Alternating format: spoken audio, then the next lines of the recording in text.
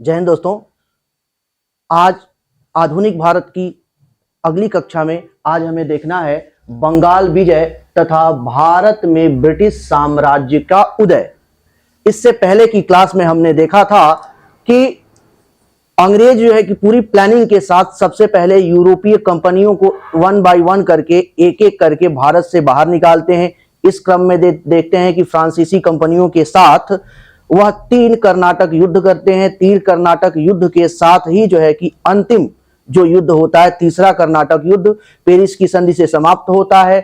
उसके बाद जो है कि फ्रांसीसी पूर्ण रूप से कमजोर पड़ जाते हैं और उसके बाद से जो मेन जो शक्ति उभर के आती है भारत में वो ब्रिटिशर्स की जो है कि शक्ति निकल के आती है। इसके बाद देखते हैं तो ब्रिटिशर्स डचों को भी बेदरा के युद्ध में हरा करके बाहर कर देते हैं। अब यहां तक तो पूरी हमने जर्नी देखी है। इसके बाद की चीजें हैं कि अब कैसे जो है कि ब्रिटिश साम्राज्य वन बाय वन करके पूरे जो है कि भारत को कैप्चर किया, वो कौन कौन सी नीतियां थी, इसको शॉर्ट में देखें तो सबसे पहले हम देखते हैं यहां पे कि प्लासी का युद्ध हुआ, जो आज अभी नेक्स्ट क्लास में हम थोड़ा सा डिटेल से देखेंगे। प्लासी का युद्ध सबसे पहले 1757 में प्लासी का युद्ध होता है। प्लासी के युद्ध के माध्यम से जो है कि बंगाल का जो राजा है सिराजुद्दौला वह कमजोर हो जाता है, मार दिया जाता है। और उसके बाद जो है कि एक और बक्सर का युद्ध होता है। बक्सर का युद्ध, उसके बीच में बेदरा का युद्ध जिसका हम अभी जिक्र कर रहे थे, इसके माध्यम से क्या होता है 1759 ईस्वी में अंग्रेज जो है कि डचों को भारत से निकाल फेंकते हैं, बाहर फेंकते हैं। उसके बाद फिर एक जो है कि निर्णायक युद्ध होता है बक्सर का युद्ध। बक्सर का युद्ध पूरे भारतीय इतिहास में देखा जाए, पूरे भारतीय इतिहास में तो एक बहुत ही निर्णायक युद्ध था। यह जो है कि प्लासी तो बहुत एक देखा जाए तो प्लासी तो षड्यंत्र से लड़ा गया था, जिसे अभी हम डिटेल में देखेंगे। इसके बाद बक्सर के युद्ध में जो है कि संयुक्त सेनाएं हार जाती हैं और उसके बाद इलाहाबाद की संधि होती है। और इलाहाबाद के संधि में जो है कि अवध पे दोस्तों अघोषित रूप से जो है कि एक सहायक संधि लाद दी जाती है। उसके बाद घेरे की नीति आती है। 1772 में घेरे की नीति आएगी। घेरे की नीति के बाद जो है कि सहायक संधि की नीति अंग्रेज लेकर आएंगे, सहायक संधि। इसके बाद विस्तार की नीति 1813 ईस्वी में विस्तार की नीति आएगी और 1848 ईस्वी में विलय की नीति लेकर आता है लॉर्ड डलहौजी। कौन लेके आता है? लॉर्ड डलहौजी। अब यहां पे देखेंगे ना, यहां पे तो बक्सर के युद्ध के बाद जब इलाहाबाद की संधि हो जाती है, इलाहाबाद की संधि हो जाती है तो इलाहाबाद की संधि के बाद यहां पे क्या होता है, द्वैत शासन लागू हो जाता है। द्वैत शासन लागू हो जाता है, द्वैत शासन। उसके बाद घेरे की नीति देखते हैं तो घेरे की नीति जो है कि वॉरेन हेस्टिंग्स लेके आता है। वॉरेन हेस्टिंग्स वेलेजली सहायक संधि लेके आएगा। सहायक संधि के माध्यम से जो है कि भारत पे पूरा जो है कि विस्तार करने की कोशिश करेगा, है ना। सहायक संधि के बाद आगे विस्तार की नीति देखें तो ये हेस्टिंग्स लेके आता है। और उसके बाद अंततः आता है विलय की नीति लेके आता है लॉर्ड डलहौजी, जो भारत के लिए अच्छा काम भी किया और साथ ही साथ ये समझ लीजिए कि संपूर्ण भारत में पूर्ण रूप से ब्रिटिश साम्राज्य स्थापित करने का जो श्रेय जाता है वह डलहौजी को जाता है। और डलहौजी पूरे तरह से पूरे भारत को ब्रिटिश साम्राज्य के अंतर्गत लेके चला आता है।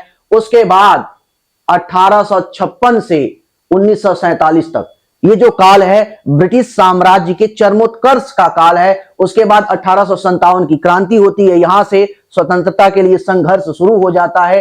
अंततः जो है कि स्वतंत्रता हमें मिलती है 1947 ईस्वी में। तो ये पूरा जो है कि एक कह लीजिए कि चक्र है कि किस तरीके से जो है कि ब्रिटिश साम्राज्य स्थापित होता है, कैसे संघर्ष होता है और कैसे जो है कि आजादी मिलती है, कब मिलती है। यहां पे सबसे पहले देखते हैं बंगाल विजय। बंगाल विजय की स्टोरी अगर हम देखें तो बंगाल विजय में देखते हैं कि इससे पहले ब्रिटिश साम्राज्य को बहुत सारी जो है कि सहूलियत अधिकार दिए गए थे। जैसे शाह सूजा है, शाह सूजा ने जो है कि बंगाल में अंग्रेजों को फैक्ट्री स्थापित करने की जो है कि अनुमति दे दी। उसके बाद अजीमुन शान जो है कि सूटानाती और कालीकता गोविंदपुर का जो है कि जागीरदारी दे देते हैं। इसी तरीके से जो है कि ये क्रम चलता रहता है, एक के बाद एक जो है कि राजा आते हैं। और एक समय तो आता है बीच में, जब जो हमने पिछले क्लास में देखा कि औरंगजेब के टाइम में अंग्रेजों को बंगाल से निकालकर बाहर फेंक दिया जाता है, लेकिन फिर जो है कि जाप चारनाक आता है, रिक्वेस्ट करके फिर से जो है कि अधिकार दिला देता है अंग्रेजों को। उसके बाद बिहार का जो है कि नया सूबेदार बनता है अलीवर्दी खां।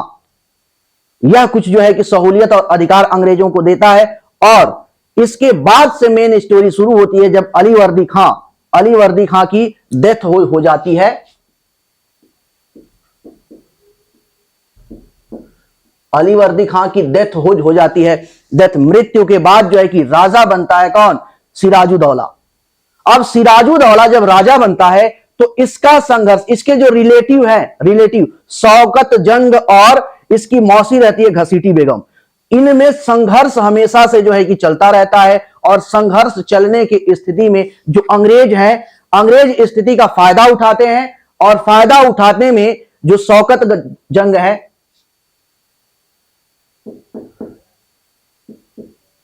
शौकत जंग और घसीटी बेगम,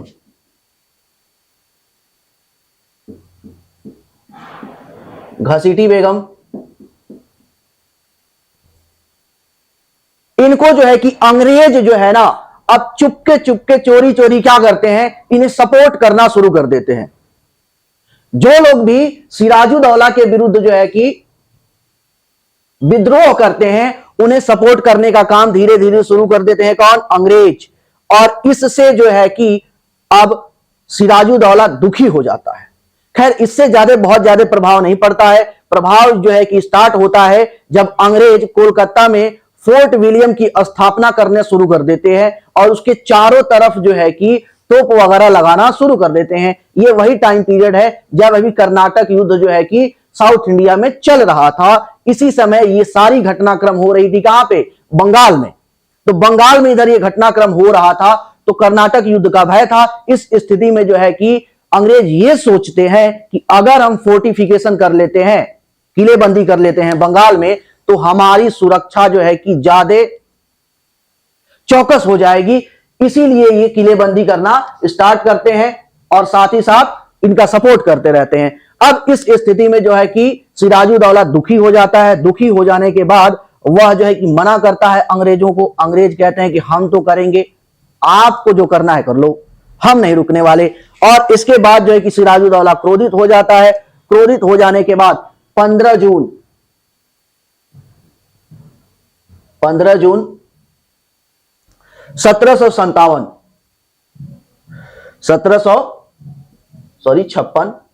1756 ईस्वी में ये कोलकाता पे जो है कि अटैक कर देता है। अटैक करने के बाद फोर्ट विलियम्स को चारों तरफ से घेर लेता है। फोर्ट विलियम्स को चारों तरफ से घेरने के बाद वहां पे पूरा कब्जा कर लेता है। अंततः वहां छोटा सा एक जो है कि झड़प होता है, युद्ध होता है। उस स्थिति में अंग्रेज पूर्ण रूप से हार जाते हैं और हारने के बाद आत्मसमर्पण कर देते हैं। आत्मसमर्पण कर देने के बाद चूंकि वहां पे कोई तहखाना वगैरह, जेल वगैरह की सुविधा थी नहीं, तो जितने भी आत्मसमर्पण करने वाले युद्धबंदी थे, विद्रोही थे, उन सबको क्या काम करता है सिराजुद्दौला? एक कमरे में, एक कमरा होता है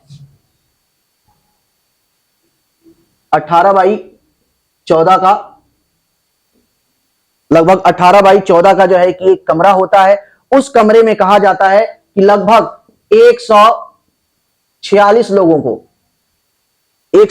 लोगों को बंद कर देता है। बंद कर देने के बाद, चूंकि यह स्थिति कब की है? जून की है। बहुत ही, भारत में देखा जाए तो इस समय जो क्लाइमेट है, जो मौसम है, बहुत ही गर्मी का होता है, उमस का होता है। और ऐसी स्थिति में एक 18x14 के कमरे में लगभग 150 लोगों को क्या कर दिया गया? बंद कर दिया गया। स्थिति यह हुई कि अगले सुबह जब रूम को खोला जाता है तो उसमें से महज 23 लोग जिंदा निकलते हैं। 23 लोग जिंदा निकलते हैं। और ये जो घटना हुई, घटना में एक पर्सन थे हॉलवेल। वो सारा जो है कि जिंदा बचने के बाद इस घटना का वर्णन करते हैं, प्रॉपर एक रिपोर्ट तैयार करते हैं। रिपोर्ट को जो है कि ब्रिटिश गवर्नमेंट को भेजा जाता है, वहां पे इसकी निंदा की जाती है। ये जो घटना होती है इसे कहते हैं ब्लैक होल की घटना।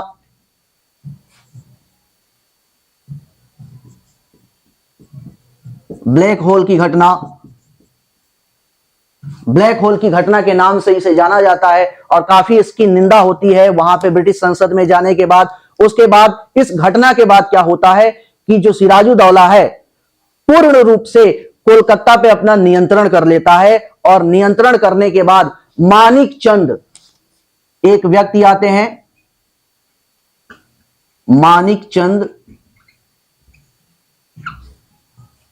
मानिक चंद को वहां का प्रभारी नियुक्त कर देता है, प्रभारी नियुक्त कर देता है। अब यही इसकी गलती हो जाती है। अब इस स्थिति में जब अंग्रेज हार रहे थे तो हारने की स्थिति में क्या होता है कि रॉबर्ट क्लाइव को साउथ इंडिया से भेजा गया, कहां, बंगाल के क्षेत्र में, कि आप बंगाल के क्षेत्र में जाइए, वहां पे स्थिति बहुत ही गंभीर है और वहां पे व्यापारिक घाटा हो रहा है।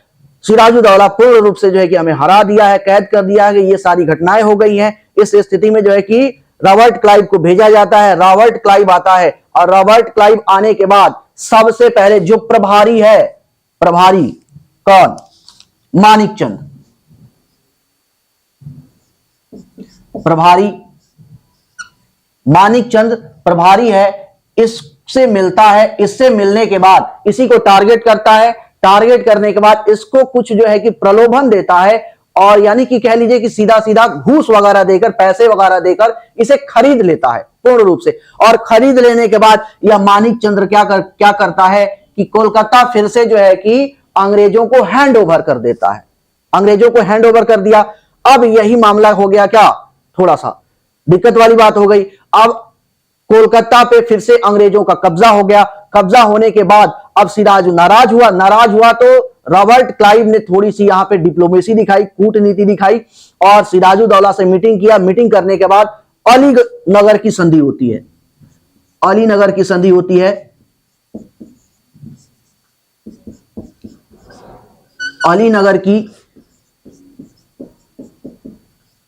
संधि हुई। भाई सिराजुद्दौला तो मीटिंग करने और संधि करने आया था, लेकिन जो रॉबर्ट क्लाइव था इसकी नीयत सही नहीं थी, है ना। ये जब बैठा संधि करने के लिए तो वहां पे दिमाग दौड़ा रहा था, इधर उधर आंखें दौड़ा रहा था, देख रहा कि कौन ऐसे व्यक्ति हैं जो सिराजुद्दौला से असंतुष्ट हैं, यानी कि सिराजुद्दौला से खुश नहीं है, वह कुछ ज्यादा चाहते हैं, सिराजुद्दौला उनके लिए वो चीजें कर नहीं पा रहा है। इस स्थिति में क्या करता है, उन जो है कि लोगों को पढ़ लेता है कि कौन कौन ऐसे लोग हैं जो सिराजुद्दौला से खुश नहीं है और हमारे सहयोगी वो आराम से बन सकते हैं, उन्हें हम आराम से टारगेट कर सकते हैं। इस स्थिति में कुछ नाम निकल के आते हैं जिन्हें टारगेट किया जाता है इसके द्वारा। सबसे पहले मानिक चंद को तो हमने देख ही लिया। इसके बाद एक बाई एक करके आते हैं। सबसे पहले जो है कि मीर जाफर, मीर जाफर, मीर जाफर, सेठ जगत राय, सेठ या साहूकार, साहूकार जगत राय, जगत राय, जगत राय, है ना। अमीन चंद, उसके बाद अमीन चंद, नेक्स्ट एक और पर्सन आ जाते हैं, अमीन चंद,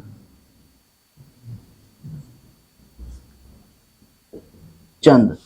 अब ये देखते हैं तो ये जो मीर जाफर हैं ये सिराजुद्दौला के दामाद भी होते हैं और सेना के जो है कि प्रमुख भी होता है, सेना प्रधान होते हैं, सेना प्रधान, ये सेना प्रधान होते हैं,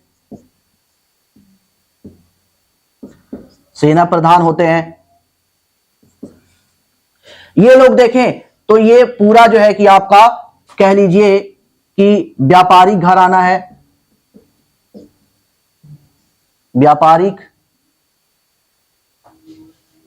घराना है, व्यापार करने वाले लोग हैं, इंडस्ट्रियल, आप आज के समय में कह सकते हैं कि उद्योगपति टाइप के लोग हैं, है ना। अब इस समय में होता क्या है, इस समय में होता क्या है कि अब यहां पे एक चीज देखा जाए, कोई भी राज्य है, कोई भी देश है, उसकी 3-4 चीजें मुख्य होती हैं। मुख्य कौन कौन सी चीजें मुख्य होती हैं? तो 4 चीजें मुख्य होती हैं। किसी भी देश या किसी भी राज्य की 4 चीजें मुख्य होती है। सबसे पहले आर्मी, आर्मी सेना, है ना। सेना के बाद देखा जाए तो स्किलफुल जो है कि administration, skilful administration, skilful administration, administration. उसके बाद इंडस्ट्री, इंडस्ट्री, इंडस्ट्री के बाद देखा जाए तो नेक्स्ट चीज आ जाता है आपका वेल्थ, धन, है ना। वेल्थ यानी कि फंड कह सकते हैं, फंड, धन या इससे रिलेटेड लोग। यही चीज जो है कि मेन होती है, 4 चीजें मेन होती है। अब यहां पे देखिए, अब सेना प्रधान एक तरीके से कहा जाए, सेना प्रधान कौन है? मीर जाफर, मीर जाफर। ये मिल गए जाके किससे? रॉबर्ट क्लाइव से, रॉबर्ट क्लाइव से जाके मिल गए। ठीक है। अब प्रशासन की बात करें तो प्रशासनिक पहले ही जो है कि एक प्रशासन को खरीद लिया गया है, कौन? मानिकचंद। यानी कि प्रशासनिक अधिकारी क्या है? बिकाऊ है, भ्रष्टाचारी है। उन्हें अगर प्रलोभन दिया जाए तो आसानी से उनको खरीदा जा सकता है ना। उसके बाद इंडस्ट्री यानी कि व्यापारिक घराना वगैरह देख लिया जाए तो ये सेठ, साहूकार, ये भी बिक गए, ये भी क्या हुए? बिक गए। यानी कि उद्योग धंधे करने वाले लोग भी क्या हो गए? बिक गए, साइड में हो गए किसके? रॉबर्ट क्लाइव के। और जब ये सारे लोग जो है कि साइड में हो गए तो धन इन्हीं से आना था, इन्हीं से पे जो है कि करारोपण करके राजस्व को एकत्र करना था। तो ये लोग जब चले गए तो धन ऑटोमेटिक क्या हो जाएगा? कम होने लगेगा। तो यानी कि पूरा अब देखा जाए कि सिराजुद्दौला खड़ा तो है लेकिन उसके नीचे की जमीन पूरी तरीके से खींच ली गई है, उसके साथ कोई भी नहीं है। अब जो है कि रॉबर्ट क्लाइव जो है कि षड्यंत्र किया, षड्यंत्र करके सभी लोगों को अपने पक्ष में मिला लेता है। पक्ष में मिला लेने के बाद अब उसे एक बहाना चाहिए था कि सिराजुद्दौला खुद अटैक करे। यहां पे चालाकी दिखाता है रॉबर्ट क्लाइव, क्या कि हमें जो है कि नवाब पे अटैक ना करना पड़े, ताकि ऐसा ना हो कि भारतीय लोग हमें गलत समझे, गलत मैसेज जाए कि हम जानबूझ के जो है कि राजाओं में के जो है कि प्रशासन में इंटरफेयर कर रहे हैं, हस्तक्षेप कर रहे हैं और उन्हें मार करके प्रशासन से बाहर कर रहे हैं। तो यह गलत मैसेज ना जाए, इसके लिए कुछ बहाना चाहिए था। तो बहाना चाहिए था, याद कीजिए कि जो तीसरा कर्नाटक युद्ध होता है ना, वहां पे हम देखते हैं बहाना यही बनाया जाता है, क्या? चंद्रनगर, जो फ्रांसीसी बस्ती थी चंद्रनगर बंगाल में, उसको कब्जा कर लिया जाता है अंग्रेजों द्वारा। और जब अंग्रेजों द्वारा कब्जा कर लिया जाता है तो सिराजुद्दौला जो है कि बौखला जाता है कि भाई हमारी टेरिटरी है, हमारा राज्य है, हमारा साम्राज्य है, आप ऐसे कैसे कर सकते हो? आप भी व्यापार के लिए आए हो, दूसरी कंपनी भी व्यापार के लिए आई है, तो आप व्यापार करो ना, एक दूसरे के व्यापार पे कब्जा क्यों जमा रहे हो? तो सिराजुद्दौला क्या कर देता है? अटैक कर देता है। अटैक कर देने के बाद 23 जून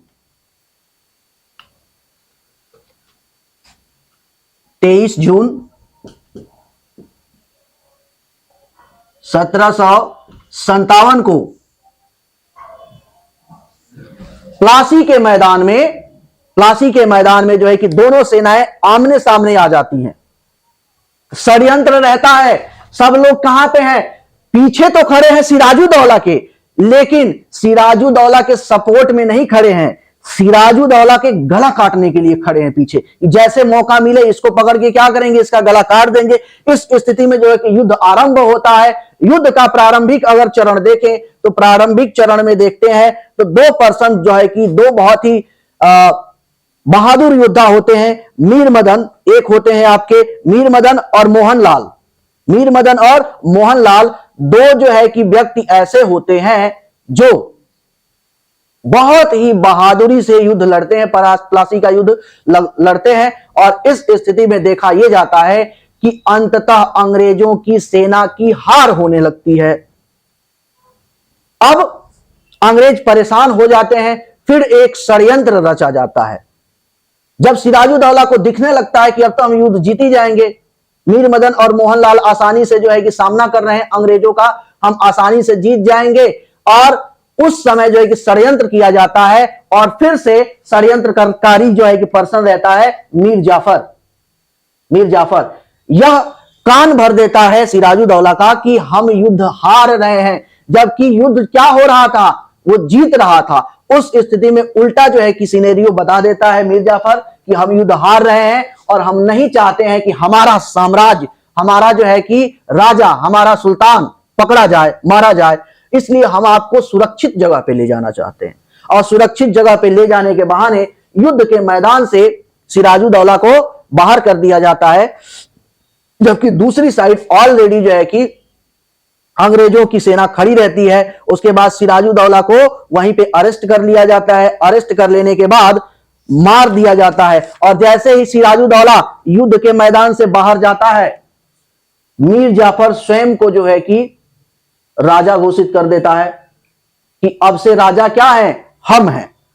इधर जो है कि युद्ध के मैदान में राजा घोषित कर दिया, दूसरे साइड सिराजुद्दौला बाहर निकला, बाहर निकलने के बाद उसे मार दिया जाता है। मारने के बाद अब जो है कि मीर जाफर बन जाता है क्या, राजा। इसके बाद हम क्या देखते हैं, जब सिराजुद्दौला को मार दिया जाता है, मीर जाफर खुद को जो है कि सुल्तान घोषित कर देता है। उसके बाद से जो है कि मीर जाफर क्या बन जाता है, बंगाल का राजा बन जाता है मीर जाफर। मीर जाफर बंगाल का नवाब बन जाता है। बंगाल का नवाब बनते ही यह सबसे पहले, अब यह किसके सहयोग से बना था, अंग्रेजों के सहयोग से बना था। तो अंग्रेजों के जब सहयोग से बना था तो यह काम किसके लिए करेगा, अंग्रेजों के लिए करेगा। अब यहां पे जैसे ही नवाब बनता है, सबसे पहले बहुत ही बड़े लेवल पे, लगभग कहा जाता है कि 24 परगने की जमींदारी अंग्रेजों को सौंप देता है। साथ ही साथ लगभग 2,34,000 पाउंड का उपहार यह जो है कि रॉबर्ट क्लाइव को देता है। और जितने भी व्यापारी हैं, व्यापारी अंग्रेजी व्यापारी हो यानी कि कंपनी के व्यापारी हो या अन्य कोई व्यापारी हो, सबको मिला के लगभग 1,77,00,000 रुपए जो है कि डोनेट करता है। इसके अलावा देखें तो जो सैनिक हैं, जो अंग्रेजी सैनिक लड़े थे प्लासी का युद्ध, उनके लिए लगभग जो है कि 50 लाख रुपए का इनाम देता है। यानी कि बड़े लेवल पे डोनेशन करता है, बहुत ही बड़े स्तर पे जो है कि अंग्रेजों को यह उपहार देता है, पैसे देता है, ये सारी चीजें करता है। उस समय के बहुत ही फेमस एक बंगाली कवि है, नाम है उनका नवीन चंद्र। वह लिखते हैं अपनी जो है कि लेख में लिखते हैं कि प्लासी के युद्ध के बाद भारत के लिए शाश्वत दुख की काली रात जो है कि शुरू हो गई। इसी के साथ साथ एक और जो है कि इतिहासकार हैं मालसन लिखते हैं कि कंपनी के अधिकारियों का अब एक ही उद्देश्य था। जैसे मीर जाफर राजा बन गया, उनका उद्देश्य सिर्फ इतना था कि वह जितना लूट सके उतना मीर जो है कि बंगाल को लूट ले। और कहा यह जाता था कि मीर जाफर उनके लिए सिर्फ और सिर्फ एक सोने का खजाना था, थाली की तरह था, है ना, तिजोरी की तरह था, जिसमें जब जितना मर्जी हाथ डालो और जितनी मर्जी उतनी जो है कि धन निकाल लो। यानी बंगाल को बुरी तरीके से लूटा जाना प्रारंभ हो गया, है ना। तो जब तक देता रहा मीर जाफर, तब तक तो जो है कि सब कुछ ठीक था। लेकिन एक समय ऐसा आया कुछ समय बाद कि लगभग मीर जाफर पे 25 लाख रुपए का बकाया हो गया अंग्रेजों का, और मीर जाफर दे नहीं पा रहा था। और दे नहीं पा रहा था तो अंग्रेजों ने कहा कि नहीं, ये तो बहुत तुम गलत काम कर रहे हो, ये सही काम नहीं है, या तो दो नहीं तो हट जाओ, है ना। तो उस समय जो है कि मीर जाफर का जो एक दामाद रहता है मीर कासिम को तैयार किया जाता है कि हम तुम्हें राजा बना देंगे अब। यानी कि मीर जाफर का जो दामाद होता है कौन, मीर कासिम। अब कहा यह जाता है कि हम तुम्हें जो है कि राजा बना देंगे, लेकिन शर्त यही है कि हमें तुम्हें उपहार देना पड़ेगा। और इस कंडीशन में जो है कि मीर कासिम तैयार हो जाता है। मीर कासिम के बारे में भी आगे अभी हम देखेंगे। मीर कासिम एक तरीके से देखा जाए तो बहुत ही योग्य व्यक्ति था, लेकिन गलती इसकी यही थी। क्या गलती थी कि अपने ससुर के खिलाफ क्या किया, मीर जाफर के खिलाफ ये अंग्रेजों का साथ दे दिया और चारों तरफ से किले को घेर लिया। और जब घेर लिया तो युद्ध की स्थिति देख के मीर जाफर अपने दामाद के लिए गद्दी छोड़ दिया, कहा कि हमें युद्ध करने की जरूरत नहीं है, मैं युद्ध नहीं करूंगा, आप जो है कि राजा बन जाओ, मुझे कोई समस्या नहीं है। अब उसके बाद जो है कि मीर कासिम राजा बन जाता है। अब यहां पे समझिए, अब यहां पे इसकी महत्वाकांक्षा क्या है कि मैं सुल्तान बन जाऊं, सुल्तान बन जाऊं और सुल्तान का जीवन जी लूं, पूरा जो है कि पावर हमारे हाथ में हो। इसकी चाह यह है कि मैं सुल्तान बनूं, सुल्तान बनूं और सुल्तान बनूं तो पूरी जो है कि शक्ति जो है ना, शक्ति इसके हाथ में हो। और रॉबर्ट क्लाइव या अंग्रेजों की सोच क्या है, इनकी महत्वाकांक्षा क्या है कि जब हम इसे राजा नियुक्त कर रहे हैं तो ये एक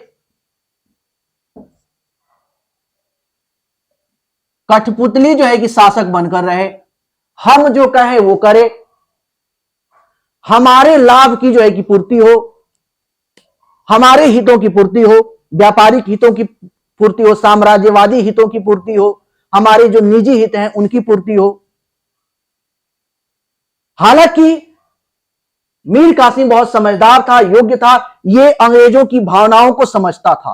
तो अंग्रेजों की भावनाओं को जब समझता था ना, तो इसने सबसे पहले जो काम किया राजा बनने के बाद, वो तो देता रहा, जो उनको उपहार देना था वो ये भी जो है कि दिया, है ना।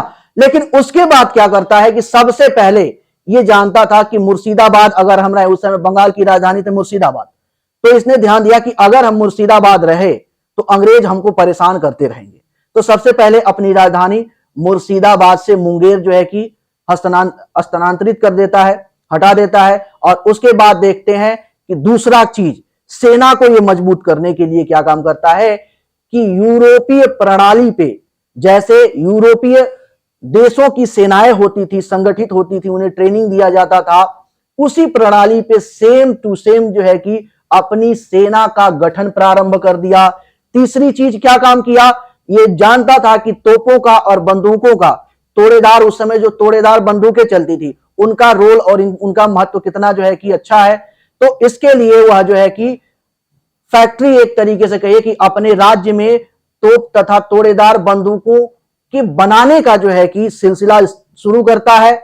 उसके अलावा देखे छोटे छोटे जितने भी जमींदार थे, क्यों, क्योंकि ये सीख रखा था ना, सिराजुद्दौला से सीख रखा था कि छोटे छोटे जो जमींदार हैं, जो सेठ साहूकार हैं, वह क्या करते हैं, अंग्रेजों का साथ दे दिए और सिराजुद्दौला को हटा दिया गया। तो इस स्थिति में यह देखता है कि छोटे छोटे जितने जमींदार हैं, खैर सेठ साहूकारों को तो नहीं हटाया जा सकता, लेकिन जो छोटे छोटे जमींदार हैं, छोटे छोटे जमींदारों को हटा दिया, कंप्लीट रूप से बंगाल वाले क्षेत्र पे जो है कि अपना नियंत्रण कर लिया। इसकी भी राजनीतिक महत्वाकांक्षा इतनी थी कि इसकी राजनीतिक महत्वाकांक्षा इसको जो है कि स्वतंत्रता की ओर, स्वाधीनता की ओर खींच रही थी। ये चाह रही थी कि हम क्या हो जाएं, स्वतंत्र हो जाएं, हम पे अंग्रेजों का नियंत्रण ना रहे। लेकिन अंग्रेजों की जो चाहत थी वो दिन पे दिन बढ़ती जा रही थी। और इसमें चार चीजें हमें देखने को मिलती है। सबसे पहले इन्होंने क्या किया, इन्होंने मीर कासिम से कहा कि कंपनी के व्यापार में छूट इन्हें मिलना चाहिए। छूट, कहा कि ठीक है, इट्स ओके, ले जाओ, कोई बात नहीं, हमें इससे कोई समस्या नहीं है, दे दिया। उसके बाद कहे कि ठीक है, कंपनी के तो व्यापार में छूट दे ही दे रहे हो, इसके बाद और भी हमें चाहिए। क्या चाहिए, हमें निजी व्यापार में भी छूट चाहिए। यानी कि जो कंपनी के अधिकारी हैं वो अगर निजी व्यापार भी करते हैं तो उसमें भी छूट मिलेगा, उस पर भी किसी तरह का कर आरोपित नहीं किया जाएगा। वहां ये मीर कासिम ने कहा कि ठीक है, ओके, कोई समस्या नहीं, आप ये भी कर लो। अब इससे भी ये एक स्टेज बढ़ के काम कर, यहां तक तो बात समझ में आती है। इसके बाद ये एक स्टेप बढ़ के काम करने लगे। यहां पर एक स्टेप बढ़ के क्या काम करने लगे कहने लगे कि अब हम भारत में रहते हैं ना, तो भारत में रहते हैं तो ऐसी बात थोड़ी नहीं है कि हम जो है कि डेली यूज की चीजें नहीं परचेज करेंगे। हमें डेली यूज की चीजें तो परचेज करना है ना, खरीदेंगे ना, जो हमारी जरूरतों की चीजें हैं। तो वो चीजें जब हम खरीदेंगे तो वो भी क्या होगी, यानी कि दैनिक उपयोग की वस्तुओं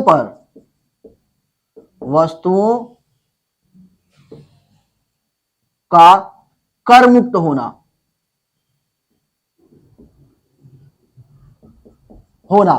कहे कि जो हम डेली यहां पे रह के उपयोग करते हैं ना, उस पे भी हम कोई कर नहीं देंगे। समझिए, अब यहां से समस्या प्रारंभ हो जाती है। यहां से समस्या, यहां तक तो ठीक था, अब इस बात को समझिए। अब यहां पे समस्या बढ़ जाती है कि भाई यहां पे खरीदेंगे, उपयोग करेंगे, लेकिन उस पे हम कर नहीं देंगे।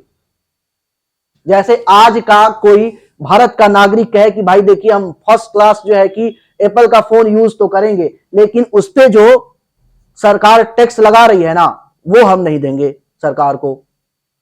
तो सरकार वो आईफोन थोड़ी बेच रही है, बेचने वाले तो दुकानदार हैं, लोकल लोग हैं। वैसे ही सेम कंडीशन क्या है कि जो दुकान, जो डेली रूटीन की जो उपयोग की चीजें हैं, वह बेचने वाले तो छोटे छोटे दुकानदार हैं ना, व्यापारी हैं।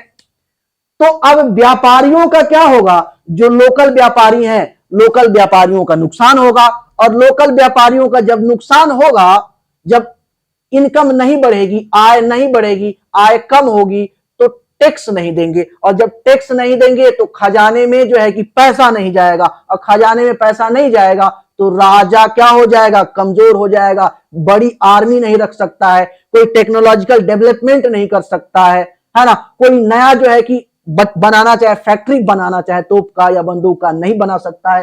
तो ये जो है कि एक विकट समस्या लेके खड़ी हो जाती है। साथ ही साथ इसके बाद एक समस्या और आ जाती है, एक समस्या और आ जाती है। अब जब लोकल व्यापारियों से जब कर मुक्त वस्तुएं खरीदने लगे ना, तो इनको प्रलोभन देने लगे, कहने लगे कि हमारे पास जो दस्तक है ना, दस्तक, दस्तक यानी कर मुक्त जो है कि दस्तावेज, यानी कि व्यापार करने के लिए जो एक सर्टिफिकेट दिया गया था कि आप व्यापार कीजिए, फ्री ट्रेड कीजिए, आप पे कोई कर आरोपित नहीं किया जाएगा, उसे कहा जाता था दस्तक। क्या कहा जाता था, दस्तक। तो कहा कि दस्तक का जो है कि दुरुपयोग शुरू हो जाता है, दुरुपयोग शुरू हो जाता है।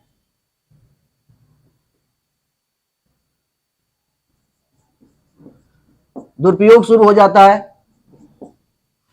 दस्तक का दुरुपयोग शुरू हो जाता है। यानी कि वह लोकल व्यापारियों को दे देते हैं और कहते हैं कि टेंशन मत लो, हम तुमसे मुफ्त में सामान तो ले रहे हैं, इसके बदले हम तुम्हें कुछ दे है कि जो है कि हेल्प भी कर रहे हैं, वो ये कि हमारी दस्तक ले लो और हमारी दस्तक से व्यापार करो, आंतरिक व्यापार करो। और जहां कहीं भी राजा का जो है कि सैनिक पूछे भाई दिखाओ, चुंगी दो, कर दो, दिखा देना दस्तक की, देखो हमारे पास दस्तक है। फ्री ट्रेड के लिए हमें जो है कि ऑलरेडी जो है कि सर्टिफिकेट दिया जा चुका है, तो हमें कर देने की आवश्यकता नहीं है। यानी कि अब दो समस्या हो गई। यानी कि अब यहां पे देखा जाए तो जो राजा का खजाना है उसमें धन जाना पूर्ण रूप से बंद हो गया।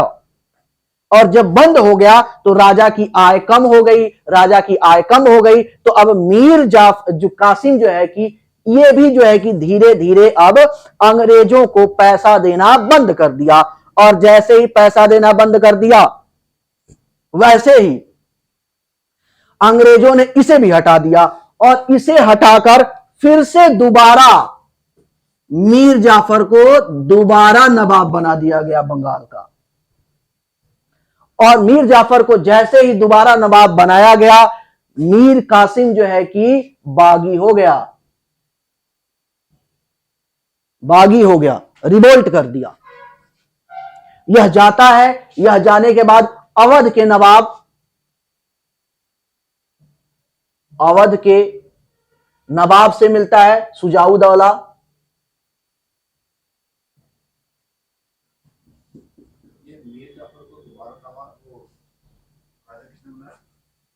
अंग्रेज। तो मीर जाफर को दोबारा अंग्रेजों ने जो है कि राजा बना दिया।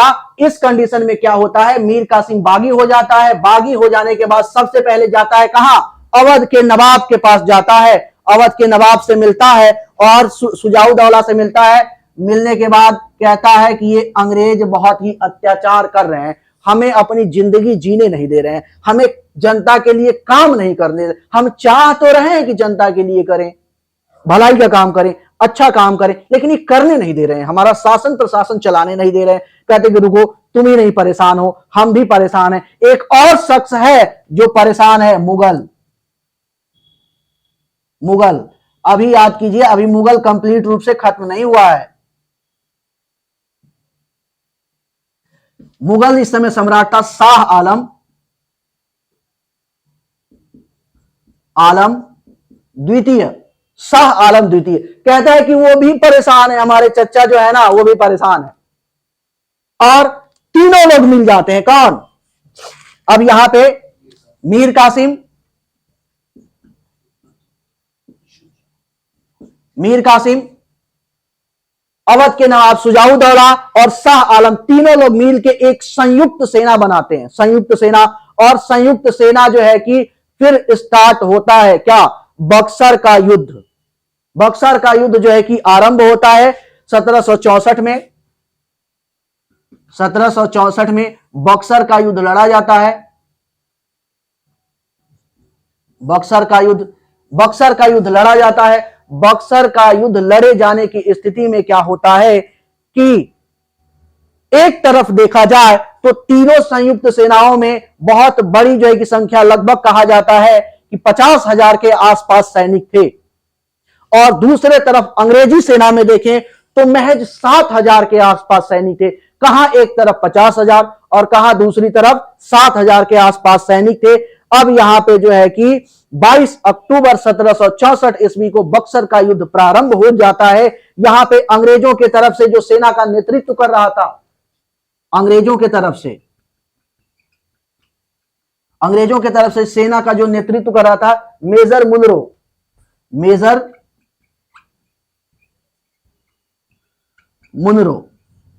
मेजर मुनरो जो है कि नेतृत्व कर रहा था। और यहां पे भयंकर युद्ध होता है। युद्ध के बाद जो है कि अंततः जो रिजल्ट निकलता है, वह रिजल्ट क्या निकलता है, जो मीर कासिम था, मीर कासिम की हत्या कर दी जाती है। मीर कासिम का किस्सा यहीं पे क्या हो जाता है, समाप्त हो जाता है। मीर कासिम मार दिया जाता है। मीर कासिम मार दिया जाने के बाद बक्सर का युद्ध जो है कि संयुक्त सेना हार जाती है, अंग्रेजों की विजय होती है, अंग्रेज जीत जाते हैं। अब अंग्रेज जब जीत गए ना, तो एक काम तो यहां पे हो गया, एक काम हो गया। अगर प्लासी की युद्ध की बात करें तो प्लासी का युद्ध तो देखा जाए युद्ध हुआ ही नहीं।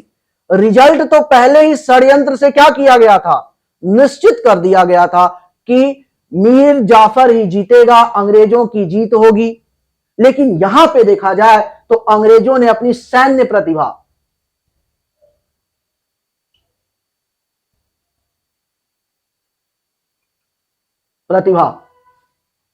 का परिचय दिया और बता दिया कि देखो हम कितने बड़े सैनिक है। कहां एक साइड जो है कि 50,000 सैनिक, दूसरे साइड जो है कि महज 7,000 सैनिक के आसपास। और फिर भी अंग्रेज क्या किए, जीत गए, अपनी सैन्य प्रतिभा को साबित कर दिए गए। अब जो है कि देखा जाए तो एक तरफ यूरोपीय कंपनियां भारत से बाहर हो चुकी हैं, दूसरे तरफ देखा जाए तो भारत में अब कोई बहुत बड़ी शक्ति रह नहीं गई। क्यों, क्योंकि अंग्रेजों के मन में कहीं ना कहीं थोड़ा सा डाउट था, थोड़ा सा भय था कि मुगल जो है अभी वह कहीं ना कहीं शक्तिशाली है। लेकिन जब मुगल भी हार गए, तीनों सेनाएं हार गई, तो मुगल जो बादशाह हैं इनकी कमजोरी खुल करके सतह पर आ गई, सामने आ गई। भाई ये अंदर से तो खोखले हैं, इनमें कुछ है नहीं, इनकी सेना में भी कुछ दम नहीं है। तो पूरी तरीके से देखा जाए तो भारत में इस समय एक ही सैन्य शक्ति दिख रही है, कौन, ब्रिटिश। अब जब युद्ध जीत गए अंग्रेज तो यहां पे संधि होती है, इलाहाबाद की संधि। इलाहाबाद की संधि होती है 16 अगस्त 1765 ईस्वी को। 16 अगस्त 1765 65 ईस्वी को इलाहाबाद की संधि होती है, इलाहाबाद की संधि। और अंग्रेज बहुत ही चतुर थे, सैन्य प्रतिभा के साथ साथ वो चतुर भी थे, बहुत कूटनीति बहुत अच्छे से जानते। अब इन्होंने जब बिठाया ना, दोनों लोगों को बिठा लिया पास ही पास, अवध के नवाब को भी बुलाया, मुगल बादशाह शाह आलम को भी बुलाया, लेकिन एक साथ बैठ के संधि नहीं किया, अलग अलग बिठा के किए। सब अलग अलग बैठो, सब एक साथ नहीं बैठना है, एक दूसरे की बातें पता नहीं चलनी चाहिए कि हम इनसे क्या संधि किए हैं और हम इनसे क्या संधि किए हैं।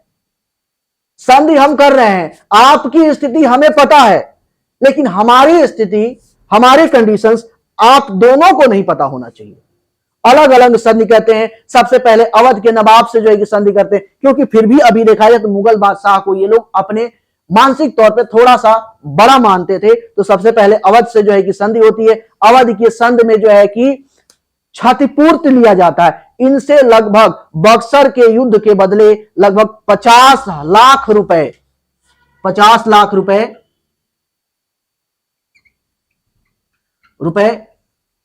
अंग्रेज जो है कि बक्सर के युद्ध के लिए कंपनी को क्षतिपूर्ति देने के लिए कहते हैं। 50 लाख रुपए जो है कि सुजाऊ दौला दे देते हैं। इसके बाद इलाहाबाद के जो है कि इलाहाबाद और कड़ा, मानिकपुर और कड़ा का जो है कि छोटे छोटे जो दो जो है कि जिले थे, उनका क्षेत्र जो है कि इनसे ले लिया जाता है। ले लेने के बाद यह यहां पे संधि हो गई। और साथ ही साथ कहा यह जाता है कि आज के बाद से आपके दरबार में एक अंग्रेजी रेसिडेंस रखा जाएगा, यानी कि एक अंग्रेजी अधिकारी रखा जाएगा, अंग्रेज रखा जाएगा। उसके साथ साथ वहां पर जो है ना एक सेना रहेगी छोटी सी, आप अपनी सेना नहीं रखोगे, एक हमारी छोटी सी जो है कि सैन्य टुकड़ी रहेगी, उसका एक लीडर होगा, वो नियुक्त किया जाएगा आपके दरबार में। और सबसे खास बात यह थी कि वो जो सेना रखा जाएगा ना, उसकी सैलरी, उसका मेंटेनेंस, उसका खान पान, उसकी जो भी जरूरतें हैं, उसका जो खर्च होगा वह देगा कौन? अवध।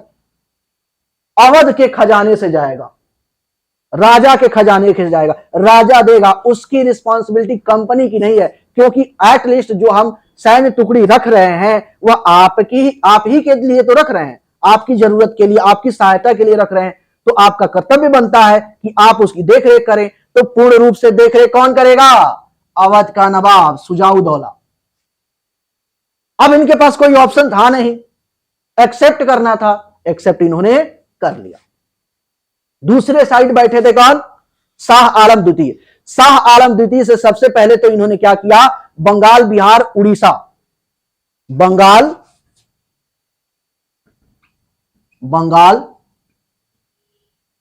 बिहार और उड़ीसा, उड़ीसा की दीवानी अस्थाई रूप से ले लिए। अस्थाई रूप से कहे कि अस्थाई रूप से दे दीजिए, आप इसमें कोई इंटरफेयर नहीं कर सकते हैं। अब आज के बाद से, आज से, अभी से यहां की दीवानी, यानी कि ये क्षेत्र पूरा जो है कि हमारे अंडर आता है, इसमें आपका किसी भी तरीके का कोई भी अधिकार नहीं होगा। और मान गया, मानना ही था, और कुछ कर नहीं सकते। बदले में जो है कि कुछ पैसे दिए, कुछ पैसे जो है कि देना स्वीकार किए। किन्होंने? अंग्रेजों ने जो है कि व्यय के लिए कि निजी व्यय के लिए हम आपको कुछ पैसे देंगे। लगभग 26 लाख रुपए जो है कि निजाम के लिए, यानी कि शासन के लिए, निजामत के लिए, यानी कि शासन के लिए अंग्रेज क्या करेंगे? देंगे। किसे? मुगल बादशाह शाह आलम द्वितीय को। ठीक है, ये बात हो गई। साथ ही साथ इनसे एक और बात मनवा ली गई, एक और बात मनवा ली गई। यहां पे राजा तो था मीर जाफर, लेकिन मीर जाफर की मृत्यु के बाद जो है कि इनसे एक और बात मनवा लिया गया पहले, कि इसका जो पुत्र है ना, इसका निजामुद्दौला या नजमुद्दौला, दो अलग अलग नाम अलग अलग बुक्स में मिलते हैं, नजमुद्दौला या निजामुद्दौला।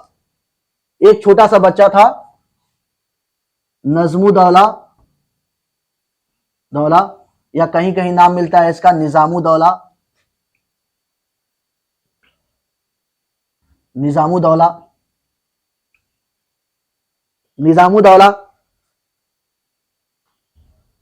बंगाल का नवाब होगा।